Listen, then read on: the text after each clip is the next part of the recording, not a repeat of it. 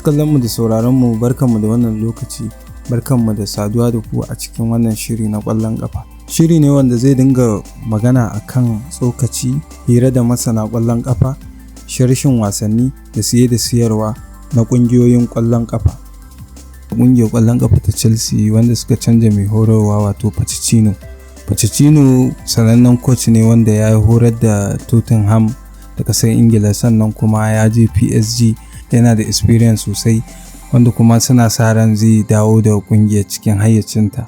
Wannan su ne 'yan wasan da ƙungiyar ƙwallon ƙafa ta Chelsea suka siya a kakar wasannin bana. Ya kuke ganin wannan 'yan wasan da ƙungiyar ƙwallon ƙafa ta Chelsea suka siya?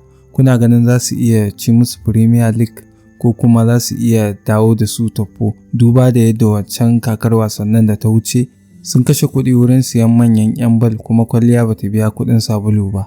Ya kuke ganin 'yan bal ɗin da suka siya na wannan shekarar? Kuna ganin za su iya kai tim ɗin gaci, za su iya ci musu Premier League ko kuma za su dawo da su top 4 kamar yadda suka saba yin top 4 a baya? Wannan su ne 'yan wasan da ƙungiyar ƙwallon ƙafa ta Chelsea suka rabu da su a kakar wasan bana.